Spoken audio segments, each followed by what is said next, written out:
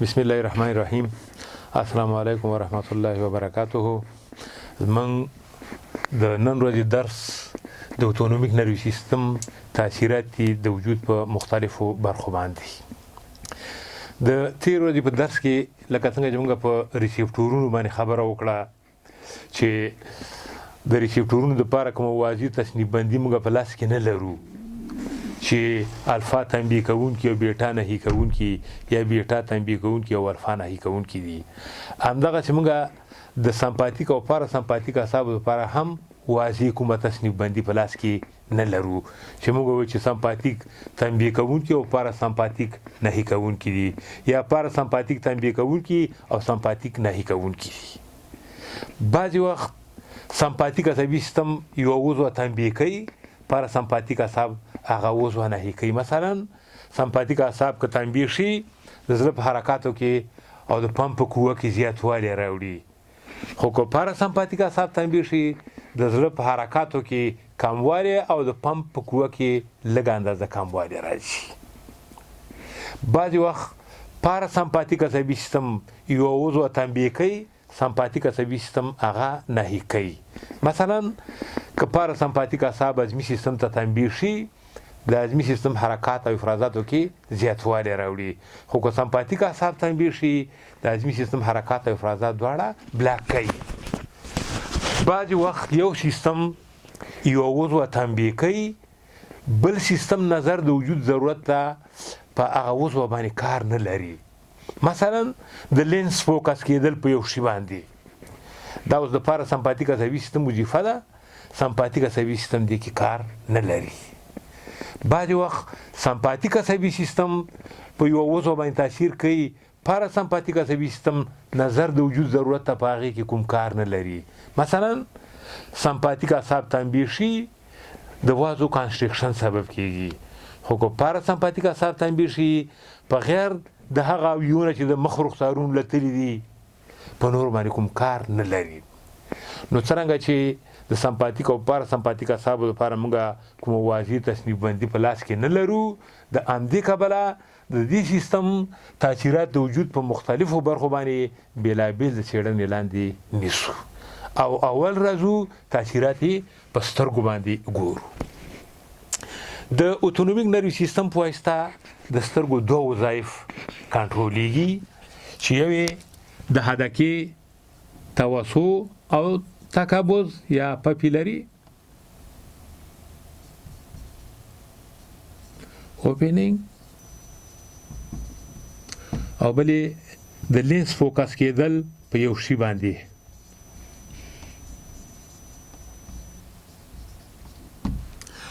اول راځو دې وظیفې ته. که چېرته سمپاتیک اعصاب تنبیه شي د حدقې د یا د پوپل د توسع سبب کېږي، مثلا د قهر او غضب په وخت کې یا د جنگ په وخت کې حدقه توسع کوي. خو که پاراسمپاتیک اعصاب تنبیه شي حدقه تنګېږي، لکه تیزې رڼا ته د مخامخ کېدو په صورت کې. اول راځو ما وویل چې که سمپاتیک اعصاب تنبیه شي مثلا د قهر او غضب په وخت کې حدقه یا پوپل توسع کوي. دا په کوم میخانیکیت باندې کوي؟ که سمپاتیک اعصاب تنبیه شي میریډیونل فایبرز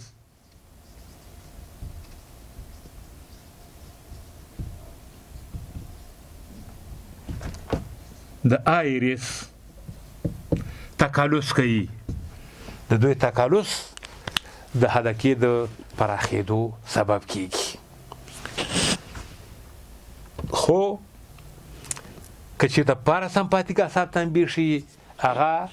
د حدقې د راتنګېدو سبب کېږي. دا ولې؟ دا ځکه چې سرکولر مسل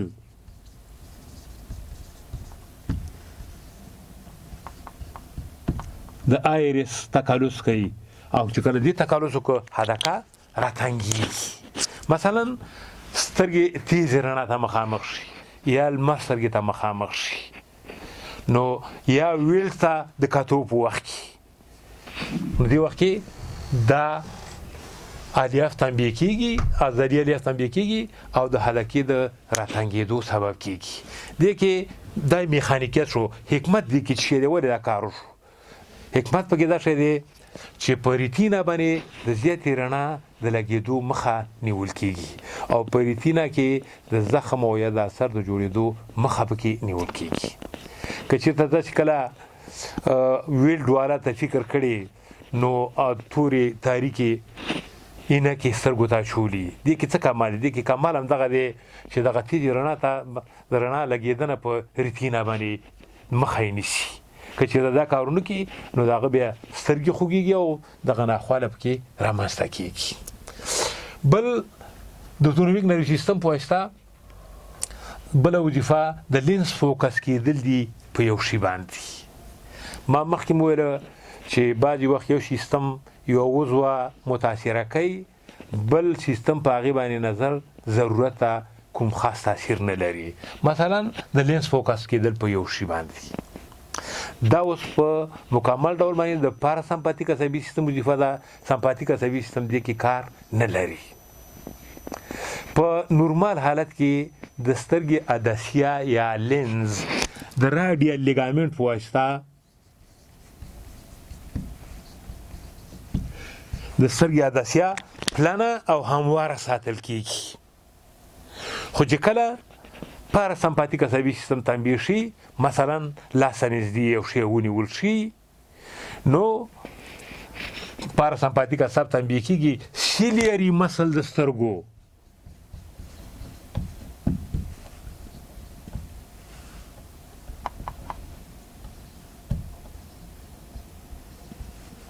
دا تکالس کوي او چې کله دې تکالس وکړي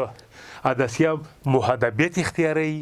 او په نتیجه کې سړی کولی شي چې لاس نږدې شیان په سترګو باندې وګوري. ځکه د دې د تکالس سره د عدسیې هغه د راډیال لیګامنټ هغه داخلي کشش د منځه ځي. نو دا تاثیرات په څه شي باندې شو؟ په سترګو باندې چې د سترګو دوه قسمه وظایف د اتونومیک نروي سیستم په واسطه باندې کنټرولېږي چې یو یې پاپیلاري اوپنینګ او بل یې فوکس اف د لینس. راځو د اتونومیک نروي سیستم بل تاثیر په غدواتو باندې ګورو.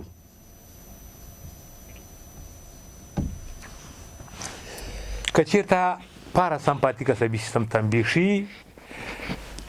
د غدواتو په افراز کې او خصوصا د هضمي سیستم د پورتنیو برخو د غدواتو کې لکه سیلیوري ګلند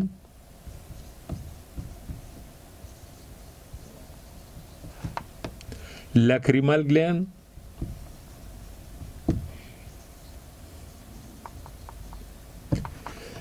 ایزوفاجیل یا د مرۍ په غدواتو کې د معدې په غدواتو کې همدارنګه د وړو کولمو د پورتنیو برخو په غدواتو کې د صفرا په افرازاتو کې کم اندازه او همدارنګه د جگر قناتونو په افرازاتو کې زیاتوالی راوړي. خو که پاراسمپاتیک عصب تنبیه شي د غدواتو په افراز کې زیاتوالی منځته نه راځي خو په غلظت کې زیاتوالی راځي یا په بل عبارت ټینګېږي. نو دا په غدواتو باندې تاثیرات شو. پاراسمپاتیک عصبي سیستم د غدواتو په افراز کې زیاتوالی راوړي او سمپاتیک عصبي سیستم د غدواتو په افراز کې زیاتوالی منځته نه راوړي خو په غلظت کې زیاتوالی راځي. بل تاثیر د خولې په غدواتو باندې دی.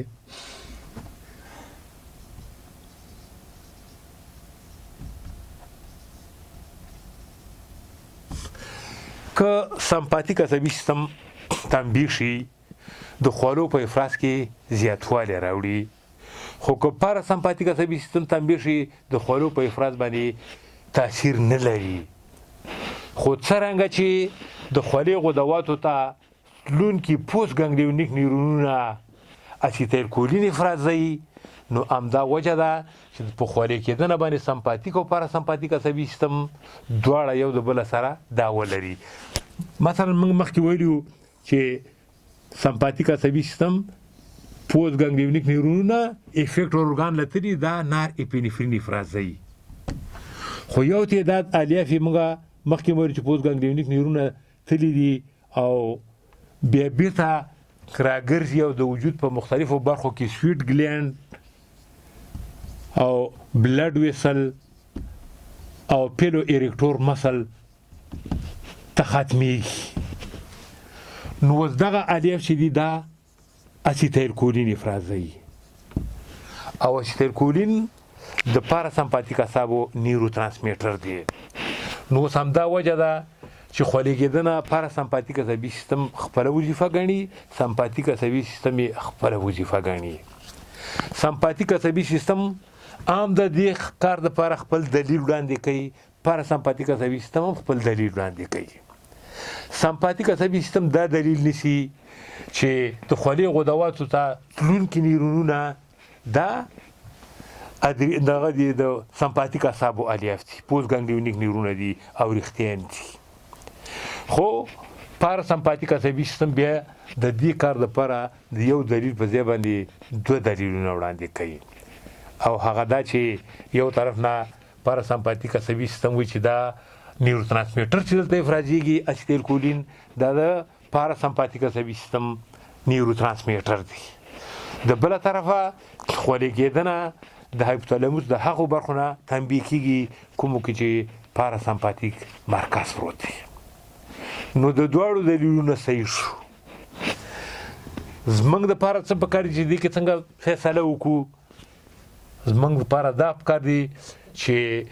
د اناتومي د نظره خولې کېدنه د سمپاتیک عصبي سیستم وظیفه ده ځکه د همدې سیستم الیاف ورغلي خو د فزیولوژي د نظره دا د پاراسمپاتیک عصبي سیستم وظیفه ده بس بل د تخرګونو غدوات یا خولې کېدنه ده چې د تخرګونو خولې کېدنه هم د اناتومي او هم د فزیولوژي د نظره د سمپاتیک عصبي سیستم وظیفه ده دا ولې دا ځکه چې هلته اسیټایل کولین نه افرازيږي د تخرګ غدواتو ته تلونکي پوز ګانګلیونیک نیورونونه نارپینفرین افرازي په نورو برخو کې اسیټایل کولین افرازيږي دلته نارپینفرین افرازيږي نو همدا وجه ده چې د تخرګونو خولې کېدنه هم د اناتومي او هم د فزیولوژي د نظره د سمپاتیک عصبي سیستم وظیفه ده راځو بل تاثیر په هضمي سیستم باندې دی چې اوټونومیک نروي سیستم په هضمي سیستم باندې څه تاثیر لري د هضمي سیستم په کنټرول کې موږ په هضمي سیستم کې خبره کړې چې په هضمي سیستم کې یو بل عصبي سیستم یا الیاف غځېدلي دي چې د خولې نه تر مقعده پورې تللی دي او انټرینسیک نروي سیستم نومیږي انټرینسیک نروي سیستم د خولې نه تر مقعده پورې د هضمي سیستم په ټولو اوږدوالي کې غځېدلی او په خپله خوښه د هضمي سیستم حرکات او افرازات کنټرولوي خو موږ مخکې ویلي چې که چېرته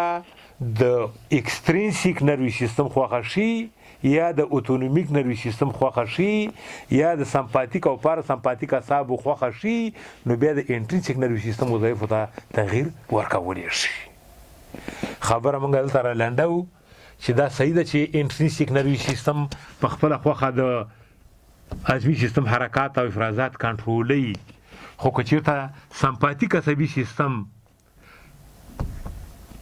خوښه شي نو سمپاتیک عصبي سیستم په نارمل حالت کې د هضمي سیستم د حرکات او افرازات سره دومره خاص کار نه لري خو په اب نارمل حالت کې ورته تنبیه شو بیا د هضمي سیستم حرکات او افرازات دواړو کې کموالی راوړي خو په همدې ترتیب که پاراسمپاتیک عصبي سیستم تنبیه شو نو د هضمي سیستم حرکات او افرازات دواړو کې زیاتوالی راوړي نو انټرینسیک نروي سیستم صحیح ده چې په خپله خوښه د هضمي سیستم حرکات او افرازات کنټرولوي خو که چېرته د پاراسمپاتیک اعصابو خوښه شي نو بیا به یا د سمپاتیک اعصابو خوښه شي نو بیا د انټرینسیک نروي سیستم هغه خبره نه منظورېږي بیا به د دوی تابع کېږي منګه نتیجه شي او نتیجه دغه دوه ټکي شو چې سمپاتیک عصبي سیستم د هضمي سیستم د نارمل افرازات او حرکات سره دومره ډیر کار نه لري خو که اب نارمل حالاتو کې تنبیه شي د حرکات او افرازاتو کې کموالی راوړي پاراسمپاتیک عصبي سیستم هم په نارمل او هم په اب نارمل حالت دواړو کې د هضمي سیستم حرکات او افرازات سره کار لري نو که چېرته تنبیه شي د هضمي سیستم حرکات او افرازاتو کې زیاتوالی راوړي توجه نه مننه